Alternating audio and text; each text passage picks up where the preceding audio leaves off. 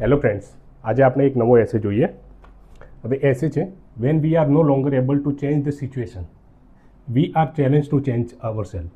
સૌથી પહેલાં આપણે મિનિંગ સમજવાનો, આ એસે શું કહેવા માગે છે. જ્યારે આપણે મિનિંગ બરાબર સમજીશું ત્યારે આપણે એ એસેને વધારે જસ્ટિફાય કરી શકીશું. બરાબર છે. શું કહે છે એસે કે when we are no longer able to change the situation, આપણે જ્યારે પરિસ્થિતિને બદલી જ ના શકીએ, નો લોંગર એબલ, આપણે પરિસ્થિતિને બદલવા માટે હવે સક્ષમ જ નથી, ત્યારે વી are challenge to change our self, આપણે પોતાની જાતને બદલવી પડે છે. જ્યારે આપણે પરિસ્થિતિને ના બદલી શકીએ ત્યારે આપણે પોતાને બદલવા પડતા હોય છે. પોતાની સામે એ ચેલેન્જ હોય છે કે આપણે પોતાને બદલવા પડશે.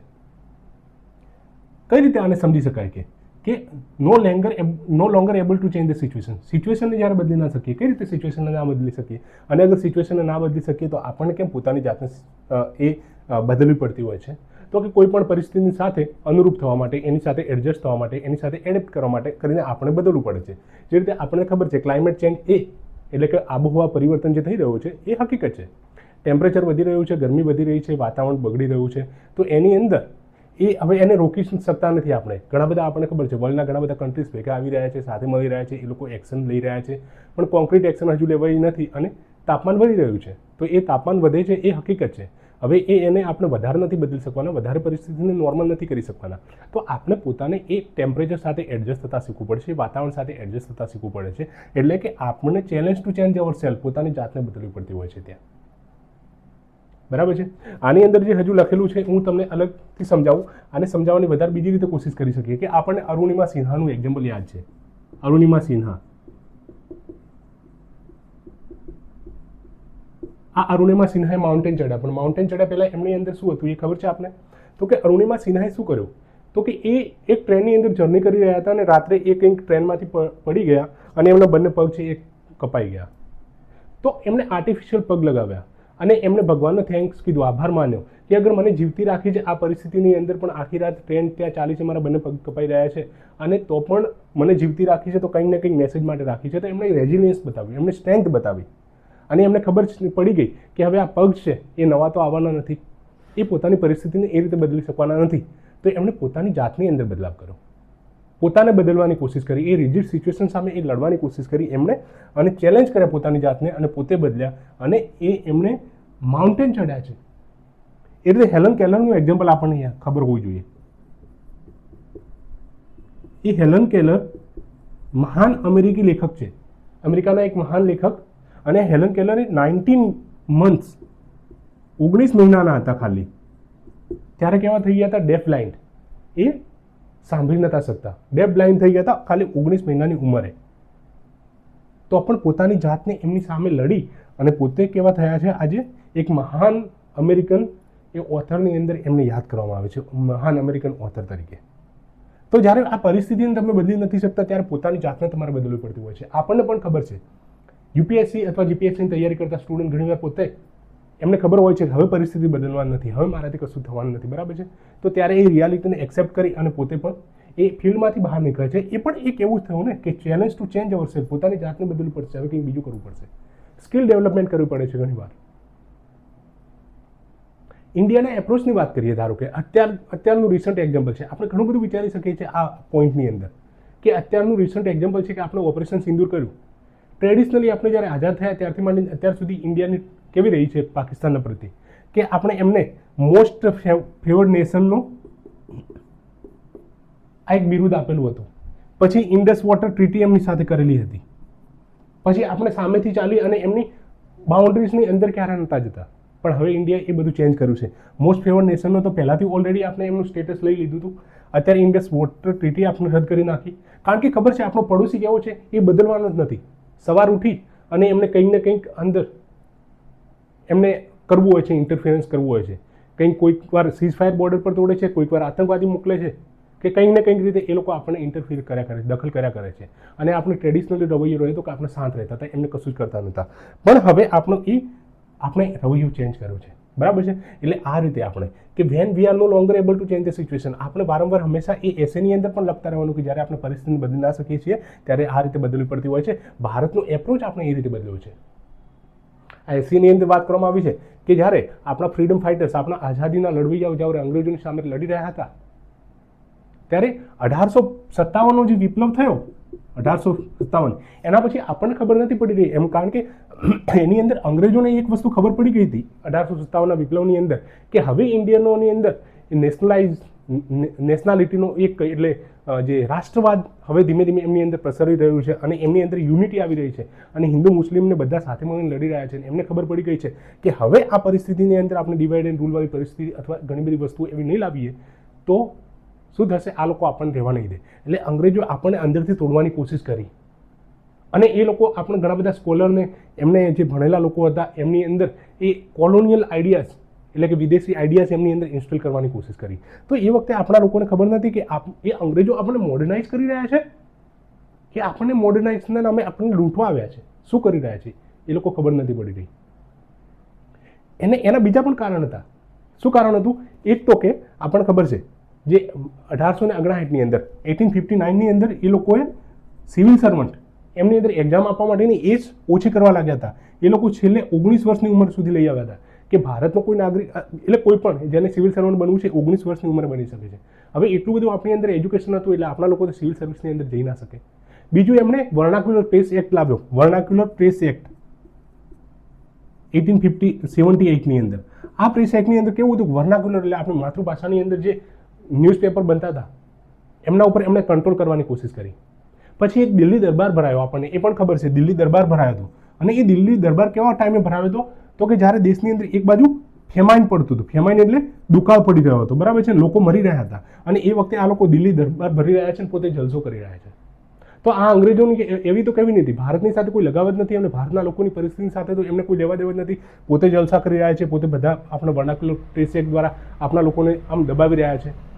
ઘણા બધા એવા લોકોના આપણા જે ફ્રીડમ ફાઇટર્સ હતા એમના પર સિડિશન એટલે દેશદ્રોહનો ચાર્જ લગાવી અને એમને ડિપોર્ટ કરી નાખતા હતા. તો આવી પરિસ્થિતિની અંદર આપણા લોકોને હવે ખબર પડી કે આ અંગ્રેજો સુધરવાના નથી. તો આપણો એપ્રોચ છે, પહેલાં આપણો છે કેવો હતો? મોડરેટવાળો એપ્રોચ હતો. મોડરેટ્સનો એપ્રોચ હતો. મોડરેટ્સ એટલે નરમ દળ એટલે એ લોકો પ્રેયર કરતા, પિટિશન કરતા, થોડા એમને કંઈ રિઝોલ્યુશન લાગતા અને અંગ્રેજોને કહી આપતા કે ભાઈ તમે કંઈક માનો. તો એ પહેલા મોડરેટ્સવાળો એપ્રોચમાંથી એ લોકો એક્સ્ટ્રીમિઝમ તરફ ગયા. એક્સ્ટ્રીમિઝમ એટલે ગરમ દળ, થોડા આમ એની અંદર રેડિકલ આઈડિયાઝવાળા. એ લોકો વાયલન્સની અંદર માનતા હતા, બરાબર છે. એની અંદર આપણને ખબર છે તિલક પણ હતા, લાલા લજપત રાય હતા, બિપિન ચંદ્રપાલ, એ બધા લોકો શાની અંદર હતા? એક્સ્ટ્રીમિઝમની અંદર. અને થોડું એમને સ્વરાજની માંગણી કરવા લાગ્યા. અને છેલ્લે જ્યારે ગાંધીજી રિટર્ન આવ્યા અને ગાંધીજીએ વધારે પછી આખા માસને સાથે લીધું અને એ રીતે આઝાદી આપણે મળી. એટલે આપણને ખબર પડી ગઈ હતી કે આ અંગ્રેજો છે એ માનવાના નથી, તો આપણે જ હવે બદલવું પડશે. તો આ રીતે આ એસેને આપણે સમજીશું આગળ, બરાબર છે.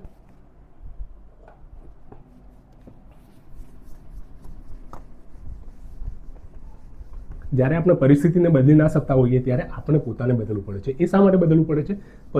પરિસ્થિતિની સામે ટકવા માટે. તમને ખબર હોય તો એક ન્યૂઝમાં આવેલું કે એક બેક્ટેરિયા છે, બેક્ટેરિયા કોઈ દિવસ પ્લાસ્ટિક ના ખાય, પણ હવે બેક્ટેરિયા પોતાને, કારણ કે ઓશનની અંદર એટલું બધું પ્લાસ્ટિક થઈ ગયું છે, આપણે એટલું બધું ફેંક્યું છે કે હવે બેક્ટેરિયા છે એ પણ પ્લાસ્ટિક ખાવા લાગ્યા છે. એટલે એમણે શું કર્યું? એમને ખબર પડી ગઈ છે કે આ પરિસ્થિતિ બદલી નહીં શકીએ આપણે, તો હવે પોતાને જ બદલવું પડશે. એટલે એ એડેપ્ટ થવા લાગ્યા છે પર્યાવરણની સાથે સાથે, બરાબર છે. કૂતરું ઘાસ ના ખાય પણ કૂતરાએ ઘાસ ખાવું પડ્યું. એ પ્રમાણેની પરિસ્થિતિ છે, બરાબર છે. તો આ એસેની અંદર આપણે કઈ રીતે શું જોઈશું કે we will see this how situation can become reject. જ્યારે સિચ્યુએશન રિજિડ બની જતી હોય છે, જ્યારે બદલી ન શકતી હોય છે, તો હાઉ વી કેન એડેપ્ટ. એ વખતે આપણે કઈ રીતે એડેપ્ટ થઈ શકીએ છીએ.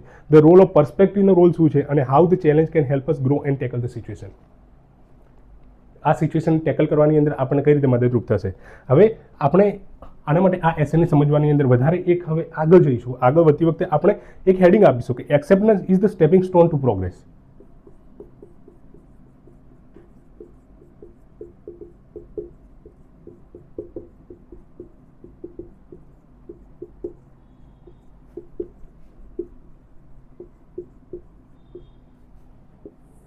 એક્સેપ્ટન્સ એટલે કોઈ પણ વસ્તુને પહેલાં એક્સેપ્ટ કરવી, એને માનવી.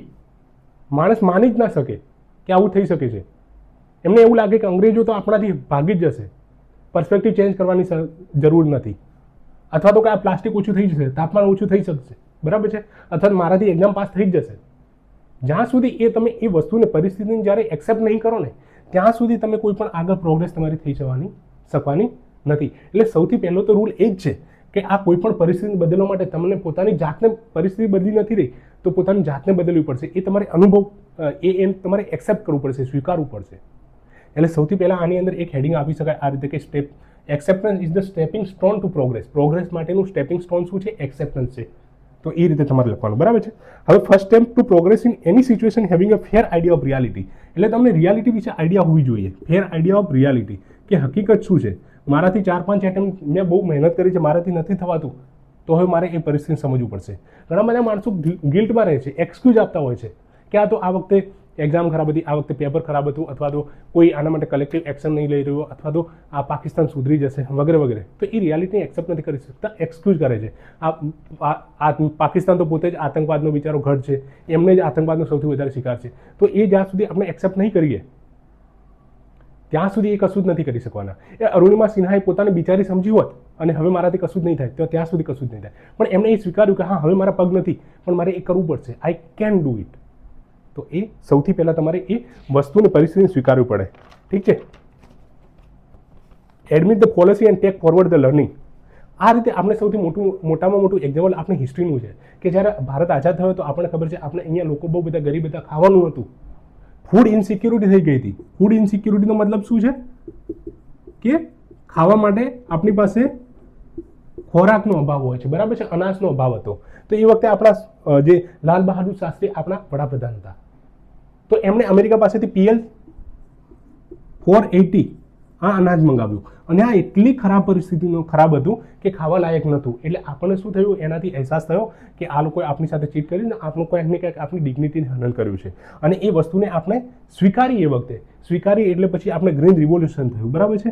1960sની અંદર ગ્રીન રિવોલ્યુશન થયું અને આ ગ્રીન રિવોલ્યુશનથી અત્યારે આજે એવી પરિસ્થિતિ થઈ ગઈ છે કે આજ અમેરિકાને આપણે ઘઉં એક્સપોર્ટ કરી રહ્યા છીએ, બરાબર છે. આજ વર્લ્ડને આપણે રાઈસ એક્સપોર્ટ કરી રહ્યા છે. એટલે આપણે ટોપ પ્રોડ્યુસર છીએ અત્યારે ગેસના. તો આ પરિસ્થિતિ જ્યાં સુધી આપણે એક્સેપ્ટ નહીં કરીએ ત્યાં સુધી આપણે નહીં થાય, ત્યાં સુધી આપણે આમ ઇનસિક્યોર રહી ગયા હોત. પણ આપણે પરિસ્થિતિ એક્સેપ્ટ કરી કે આપણે ફૂડ ઇનસિક્યોર છે, આપણી પાસે નથી, આપણી પાસે આ ખરાબ ક્વોલિટીનું આવ્યું છે, હવે આપણે જાતે જ પોતાને કંઈ કરવું પડશે. તો એ રીતે આપણે ગ્રીન રિવોલ્યુશન થયું, આ રીતે આપણે વ્હાઇટ રિવોલ્યુશન થયું, અલગ અલગ રીતે થયું, બરાબર છે. તો આનાથી આપણે સમજી શકીએ છીએ, બરાબર છે. એટલે આપણે શું કર્યું? આપણો એપ્રોચની અંદર આપણે બદલાવ કર્યો. હવે એક ફરીથી બીજું હેડિંગ આપી અને કે ચેન્જ. હવે આ ચેન્જ ક્યાંથી થશે? આ તમારી અંદર બદલાવ કરવો પડશે. તો ક્યાંથી થશે? તો બદલાવ પોતાની અંદરથી કરવો પડશે શરૂઆત. Change begins from within. કહે છે ને કે બીજાને, દુનિયાને બદલવા પહેલાં પોતાની જાતને બદલો. પોતાની જાતને બદલશો દુનિયા બદલી જશે. એટલે ચેન્જ સૌથી પહેલાં પોતાની અંદરથી સ્ટાર્ટ કરવું પડશે તમારે.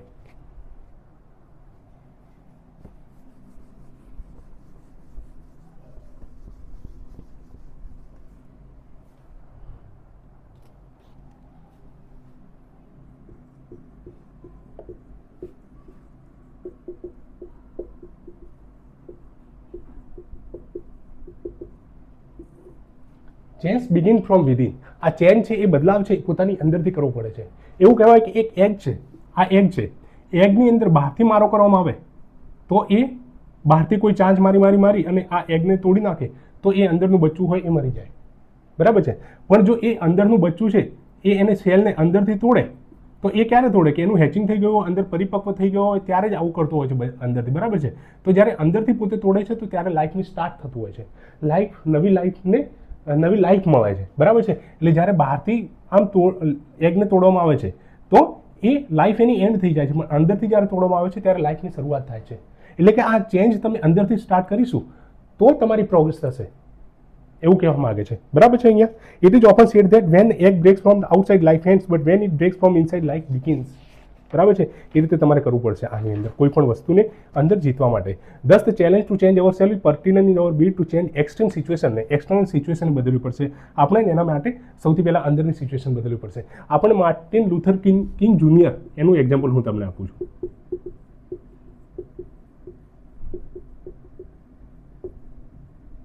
આ માર્ટિન લુથર કિંગ એક બ્લેક અમેરિકન હતા, બરાબર છે, બ્લેક અમેરિકન. હવે આપણને ખબર છે ઓરિજિનલ જે અમેરિકન લોકો છે ત્યાંના જ લોકો છે એ એમને રેડ ઇન્ડિયન કહેવાય છે કે અલગ અલગ, બરાબર છે. તો એ બધા બ્લેક કલરના છે અને જે બહારથી આ જે બ્રિટનથી આવેલા છે એ બધા વ્હાઇટ અમેરિકન છે, બરાબર છે. તો આ માર્ટિન લુથર કિંગ જુનિયર છે એ બ્લેક અમેરિકન હતા. તો એ બ્લેક અમેરિકન હતા એટલે એમના કારણ બ્લેક હોવાના લીધે એમની સાથે રેસિઝમનો શિકાર થવું પડ્યો. રેસિઝમ એટલે શું? એમને કલરના આધારે એમના પર કટાક્ષ કરવામાં આવતો, બરાબર છે, અને બહુ જબરદસ્ત એમના આધારે કટાક્ષ થતો, એમને રેશિયલી અબ્યુઝ કરવામાં આવતા, બરાબર છે. તો આ માર્ટિન લૂથર કિંગ જુનિયરને ખબર પડી કે હવે આ પરિસ્થિતિ બદલવાની નથી, આ લોકો તો આપણને આ રીતે જ રેસિઝમ આપણી સાથે કરવાના છે, આપણને અબ્યુઝ કરવાના છે, તો હવે પોતાને જ બદલવું પડશે. એટલે એમણે પોતે પોઝિટિવ એપ્રોચ અપનાવ્યો, પોઝિટિવિટી પોતાની અંદર લાવી, પહેલાં તો રેઝિલિયન્સ દેખાડ્યું, અને એમણે વિરોધ કર્યો. શું કર્યો? વિરોધ કર્યો. આ પરિસ્થિતિનો વિરોધ કર્યો, અને એમણે ઇનર વોઇસને પોતાને સાંભળ્યું. તો માર્ટિન લૂથર કિંગ જુનિયર છે, અત્યારે પણ આખી દુનિયા એમને ઓળખે છે, અને એમણે હજારો લાખો બીજા લોકોને ઇન્સ્પાયર કર્યા છે આના માટે કરીને. એટલે એક માણસ પોતે ધારે તો એક માણસ પોતે કાર્ય કરી અને બીજા હજારો માણસોને ઇન્સ્પાયર કરી શકે છે. એમના લીધે જ 2013ની અંદર અમેરિકાની અંદર ફરીથી જ બ્લેક લાઇવ્સ મેટર આ પ્રકારની મુવમેન્ટ એક સ્ટાર્ટ થઈ હતી. બ્લેક લાઇવ્સ મેટર એટલે કાળા લોકોની જિંદગી પણ મેટર કરે છે.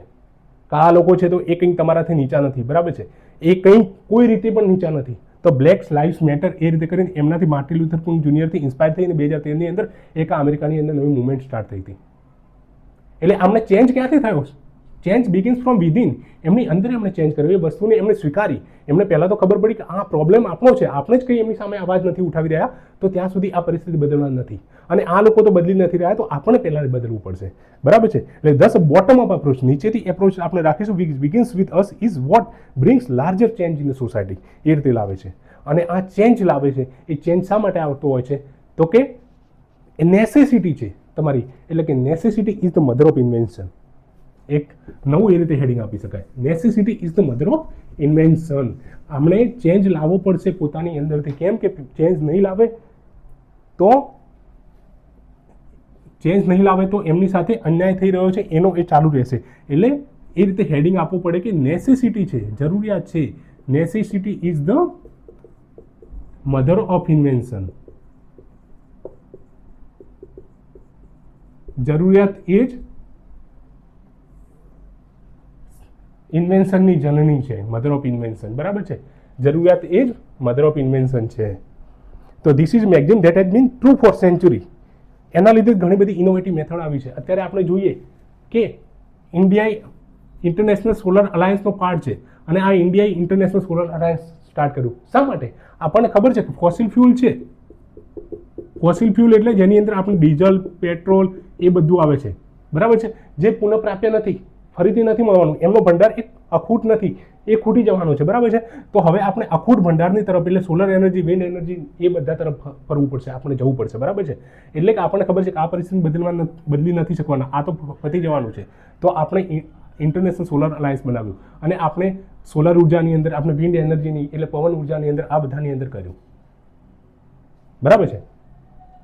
પછી આપણે ખબર છે કે અત્યારે વિશ્વ છે એ કાર પર વધારે ડિપેન્ડન્ટ છે. અત્યારે રાઇઝિંગ પોપ્યુલેશન છે. હવે ગામડા, સિટીની અંદર તમારે જવું હોય તો કંઈ સાયકલ લઈને ચલાવીને ના જઈ શકાય, બરાબર છે, કારણ કે એટલી બધી પોપ્યુલેશન છે. પોપ્યુલેશન માટે હવે કાર જોઈએ, તો પાછા લઈ જઈ શકાય, બરાબર છે. તો કારની અંદર હવે છે આપણને ખબર છે ફોસિલ ફ્યુલ છે એ ખૂટી જવાનું છે, ને એની અંદર તો પેટ્રોલ ડીઝલથી જ અથવા સીએનજીથી કાર ચાલતી હોય છે, તો એ ખૂટી જવાનું છે. તો હવે ઇલેક્ટ્રિક કારનો જમાનો આવ્યો. એટલે કે જ્યારે આપણે ઇવીસનો જમાનો આવ્યો, જ્યારે આપણે પરિસ્થિતિ ના બદલી શકીએ ત્યારે આપણે પોતાને બદલવા પડતા હોય છે. એટલે આપણે ઇલેક્ટ્રિક વ્હીકલ આવ્યા, બરાબર છે, અને આ નવું ઇન્વેન્શન કર્યું. એ રીતે ઇલોન મસ્કે પોતાની ટેસ્લાની અંદર આનો ફાયદો લીધો, અને એને ખબર પડી ગઈ હતી ઇલોન મસ્કને કે આ પરિસ્થિતિ હવે બદલાવાની નથી, તો પોતાએ એ બદલાવ કર્યો એની અંદર, અને આ ટેસ્લાનું સંશોધન કર્યું. એટલે કે necessity is the mother of invention. Necessity જે જરૂરિયાત છે તમારી, હવે તો તમારે ઇન્વેન્શન કરવું પડશે. પેલી ફૂડ ઇન્સિક્યોરિટી હતી, તો આપણે એ જરૂરિયાત હતી તો આપણે કરવું પડ્યું એના માટે કરીને, બરાબર છે. એટલે કે this necessity is what force us to invent and innovate technology to resolve the situation. આ રીતે આપણે એક્ઝામ્પલ અને આર્ગ્યુમેન્ટની સાથે કોઈ પણ આમ એસેને કરતા જઈએ, બરાબર છે, અને તો એક બહુ મસ્ત ફ્લો રહેતો હોય છે, બરાબર છે. અને એ રીતે આપણે એનું ઇન્ટ્રોડક્શન છે, બોડી પાર્ટ છે, અને કન્ક્લુઝન સારી રીતે આપણે કરવાનું, બરાબર છે. હવે આ નેસેસિટી તો હતી, પણ એ નેસેસિટી વાળું કાર્ય તમારે ક્યારે કરવાનું હોય છે? તો કે પાણી પહેલા પાળ બાંધવી. Stitch in the time can save 9. એટલે કે આ તમે ટાઈમ પર સ્ટીચ કરી નાખો, પાણી આવે પહેલાં પાવ બાંધી નાખો તો 9 લોકો બચી શકે છે. એટલે એનું કહેવાનો મતલબ શું છે કે તમારે જ્યારે પરિસ્થિતિ તમારી સામે આવીને ઊભી રહે એ વખતે તમારે એક્ટ નહીં કરવાનું, એના પહેલાં તમારે ઓલરેડી એક્ટ કરી નાખવાનું કે પરિસ્થિતિ સામેવાળી બદલાવાની નથી. તમારે પહેલાં ખબર પડી જવી જોઈએ. હવે આપણે છેક એવું થાય કે ફૂડ ઇન્સિક્યુરિટી તો આપણા દેશની અંદર થઈ ગઈ છે, પણ હજુ આપણે કે ચલાવી લઈશું ના ચાલે. આપણે જ્યારે શરૂઆતની અંદર જ આપણને ખબર હોવી જોઈએ કે આપણો આટલો મોટો દેશ છે, આટલી બધી પોપ્યુલેશન છે, તો એના માટે ફૂડ જરૂરી હશે, તો બીજા દેશ પર નિર્ભર રહેવા કરતાં શરૂઆતની અંદર જ આપણે કરી દેવું પડે. અત્યારે આપણને ખબર છે કે આ છે ચાઇના છે, સુધરવાનું નથી, એ ઓલવેઝ પાકિસ્તાનને સપોર્ટ કરતા રહેશે અને આપણી સાથે પ્રોક્સી વોર ખેલતા રહેશે. ડાયરેક્ટ આપણી સાથે નહીં આવે પણ પ્રોક્સી વોર કરશે, તો આ ચાઇનાને બીટ કરવું પડશે. એના માટે ઇકોનોમિકલી અત્યારે આપણે એમ્પાવર થવું પડશે. તો આપણે સોશિયલ મીડિયા પર રીલ બનાવવાથી નહીં ચાલે, આપણે ઇકોનોમિકલી પાવરફુલ થવું પડશે અત્યારથી જ, તો જ આપણે પરિસ્થિતિને બદલી શકીશું અને આપણા દેશને આગળ પ્રોસ્પરસ લઈ શકીશું અને આ પાકિસ્તાન ચાઇના જેવાને પાછળ કરી શકીશું. એટલે stitch in the time can save 9. બરાબર છે.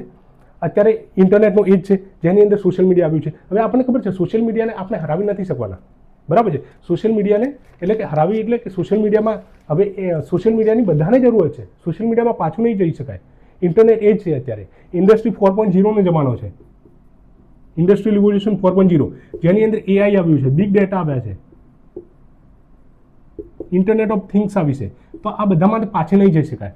તો એની અંદર આપણે શું કરવું પડશે? એમનું રિસ્પોન્સિબલ સાથે યુઝ કરવું પડશે. બરાબર છે. અને જે સોશિયલ મીડિયા આવ્યો છે, સોશિયલ મીડિયા એ તો આપણને ખબર છે 2 એજ સ્વોર્ડનું કામ કરે છે.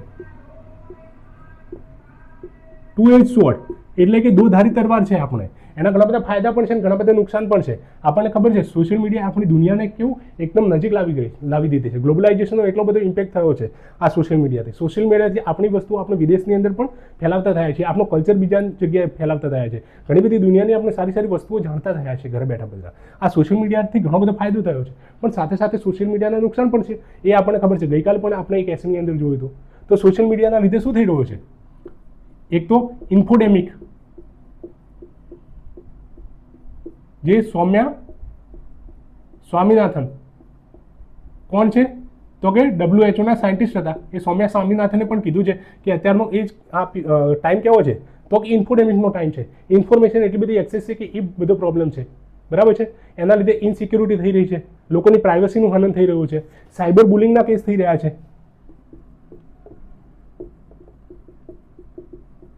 સાયબર બુલિંગ એટલે કે ઓનલાઈન જઈ અથવા ઈમેલની અંદર જઈ અને બીજા લોકોને હેરેસ કરવા, એમની ખોટી વસ્તુઓ, એમના ખોટા ખરાબ ફોટો બનાવી મોર્ફ કરી અને એ ફોટો શેર કરવા વગેરે વગેરે, અને એ રીતે સાયબર બુલિંગ કરવામાં આવે છે.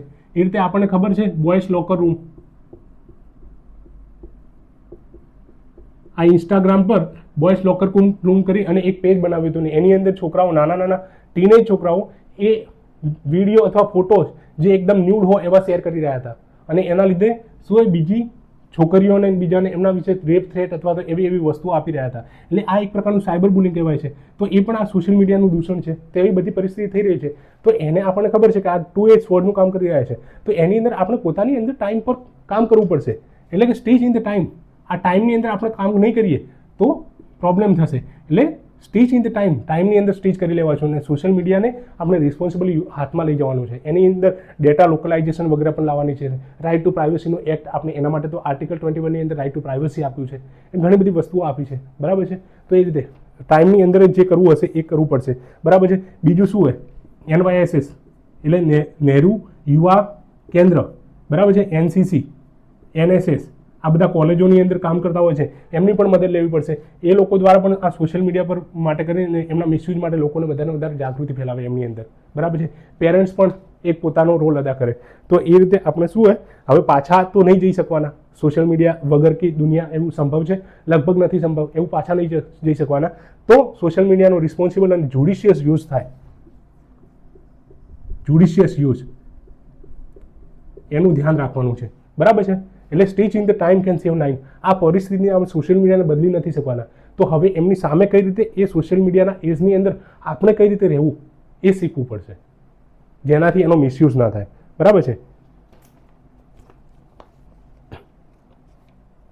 તો આ રીતે આપણે આ એસેને વધારે સારી રીતે સમજી શકીએ. હવે થોડું એક લાસ્ટ પેજ છે, હું આપણે આ કન્ક્લુઝન તરફ આપણે જઈ રહ્યા છીએ ઓલમોસ્ટ. બરાબર છે.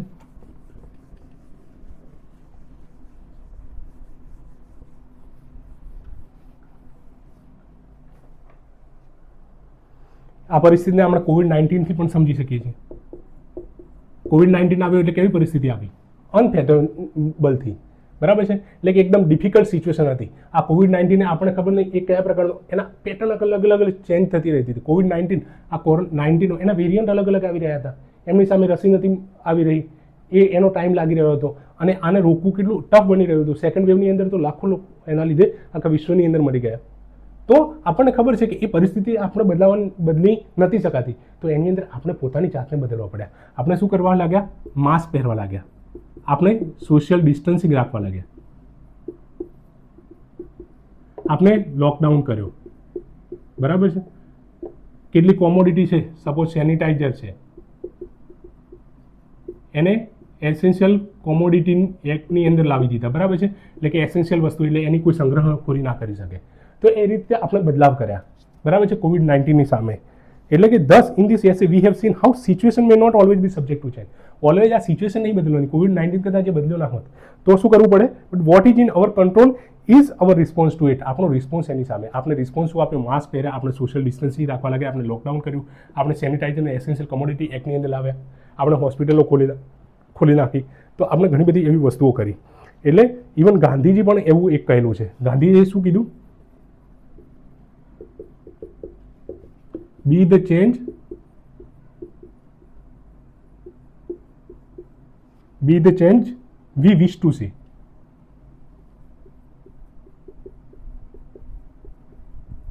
ગાંધીજી એવું કહેવા માંગે છે, be the change we wish to see. એટલે એવા બદલાવ તમે કરો કે જે તમે જોવા માંગો છો. હવે તમે તો બધું સારું સારું જોવા માંગો છો અને તમે પોતે બદલાવ કરી રહ્યા છો, એ ખોટું કરી રહ્યા છો. તમે એવું વિચારી રહ્યા છો કે COVID-19 ના હોવું જોઈએ, પણ તમે એવું નથી કરી રહ્યા, તો એ ના ચાલે. તમને એવું કોવિડ ફ્રી દુનિયા જોઈએ છે, તો તમારે પણ માસ્ક પહેરવું પડશે, તમારે પણ સોશિયલ ડિસ્ટન્સિંગ કરવું પડશે, તમારે પણ લોકડાઉનનું પાલન કરવું પડશે, તમારે પણ સેનિટાઈઝરનો યુઝ કરવો પડશે. એટલે એવું ગાંધીજી કહેવા માંગતા હતા. કારણ કે every drop in the ocean counts. દરેક એક બૂંદ પણ ઓશનની અંદર કાઉન્ટ થતી હોય છે, બરાબર છે. લિયોનાર્ડો ધ વિન્સી 15th સેન્ચુરીમાં થઈ ગયા. ઇટલીની અંદર રિનેસન્સના મેન હતા. કોણ? Leonardo the Vinci. એમણે શું કહ્યું? ગ્રેટ મેન વિશે કહ્યું છે. મહાન માણસો કોણ છે? મહાન માણસો એ છે કે એ પરિસ્થિતિનો કે બદલાવ છે એનો વેટ નથી કરતા. એ લોકો એનો વેટ નથી કરતા કે પરિસ્થિતિ ઓટોમેટિક બદલાઈ જશે. એ લોકો એનો વેટ નથી કરતા કે COVID-19 ઓટોમેટિકલી જતું રહેશે, અથવા કે ફૂડ ઇન્સિક્યુરિટી છે ઓટોમેટિકલી ખતમ થઈ જશે, દેશની અંદર બધું ફૂડ ઓટોમેટિકલી આવી જશે, અથવા આપણે અહીંયા વ્હાઇટ રિવોલ્યુશન થઈ જશે, અથવા તો પાકિસ્તાન સુધરી જશે, અથવા ચાઇના સુધરી જશે, તુર્કી સુધરી જશે, અઝરબૈજાન સુધરી જશે. એ બધાની ગ્રેટ લોકો છે ને એની વેટ જ નથી કરતા. ગ્રેટ લોકો તો શું કરે છે? એ પરિસ્થિતિને પોતાના અનુસાર બદલી દે છે. ધીરુભાઈ અંબાણીએ એ શું કર્યું? એમની પરિસ્થિતિ પોતે એને બદલી છે. ગૌતમ અદાણી છે, એ પોતે એ પરિસ્થિતિ બદલી છે. વિરાટ કોહલી પોતે એની પરિસ્થિતિ બદલી છે. વિરાટ કોહલીની સામે એમના હાથની અંદર કોઈ બેટ નહોતું આવ્યું. એ સામે ગયા ફિલ્ડ પર એમણે અથાગ પ્રયત્નો કર્યા અને ત્યારે એ મહાન બન્યા. સચિન તેંડુલકર એ રીતે મહાન બન્યા, અરુણિમા સિન્હા એ રીતે, એલન કેલર એ રીતે. આપણે જોયું આગળ એ રીતે કે કોણ આપણે જોયા બ્લેક લાઇવ્સ મેટરની અંદર માર્ટિન લ્યુથર કિંગ જુનિયર. તો એમણે પોતે પરિસ્થિતિને બદલી છે, બરાબર છે. એટલે મહાન લોકોની ખાસિયત હોય છે. એટલે પોતાને તમારે પણ એ જ્યારે પરિસ્થિતિ ના બદલાય, પરિસ્થિતિ તમારા અનુકૂળ ના હોય, ત્યારે પોતાની જાતને બદલવા પડતા હોય છે. એ કન્ક્લુઝનની અંદર કહે છે કે the thing about great people is that they do not sit back and let things happen to them, they go out and happen to things. બરાબર છે. એટલે આપણે તમારી સિચ્યુએશનની અંદર એડેપ્ટ થવું પડશે અને તમારે ખુદને પોતાની જાતને બદલવી પડશે. તો જ સિચ્યુએશનને તમે બદલી શકીશું, નહીંતર સિચ્યુએશન બદલવાની નથી, બરાબર છે. ઘણીવાર એવી સિચ્યુએશન છે જે નહીં બદલે તો તમારે બદલવું જ પડશે. આ એસે છે અહીંયા આપણે રાખીએ છીએ. Thank you so much.